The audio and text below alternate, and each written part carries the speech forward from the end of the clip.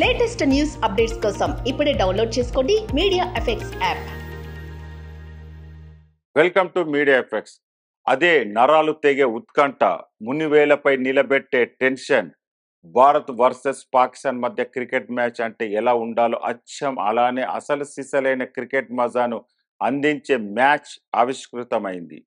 T20 world cup 2024లో పాకిస్తాన్పై team India అద్భుత ప్రదర్శన చేసింది.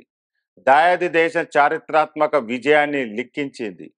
ఆదివారం న్యూయార్క్ వేదికగా జరిగిన ఉత్కంఠ భరిత పోరులో 6 పరుగుల తేడాతో పాక్ను మట్టి కరిపించింది. 120 పరుగుల స్వల్ప లక్ష్య ఛేదనలో పాకిస్తాన్ నిర్ణీత 20 ఓవర్లో 7 వికెట్లు కోల్పోయి 113 పరుగులు మాత్రమే చేయగలిగింది. భారత బౌలర్లు అద్భుతంగా చెలరేగడంతో టీమిండియా 6 పరుగుల తేడాతో థ్రిల్లింగ్ విక్టరీ సాధించింది. 3 కీలక వికెట్లు చెలరేగిన స్టార్ బౌలర్ జస్ప్రీత్ బుమ్రాకు player of the match award దక్కింది. 120 పరుగుల స్వల్ప లక్ష్య ఛేదనలో పాకిస్తాన్ బ్యాటర్లు ఆది నుంచి ఆచితూచి బ్యాటింగ్ చేశారు. పరుగులు తక్కువగానే ఉన్నప్పటికీ వికెట్లు కోల్పోకుండా ఆడారు. 11.5 ఓవర్లు 71/2 స్కోర్తో పాకిస్తాన్ పటిష్టమైన స్థితిలో నిలిచింది.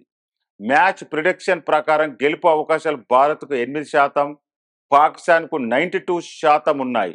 దీంతో పాక్ గెలుపు ఇంకా సునాయాసమేనని అనిపించింది. కానీ భారత్ బౌలర్లు పట్టు వదలకుండా ఆత్మవిశ్వాసంతో ఆడారు. కీలక సమయంలో వికెట్లు తీసి పరుగులను నియంత్రించి మ్యాచ్ విజయం కోసం రేసులోకి వచ్చారు.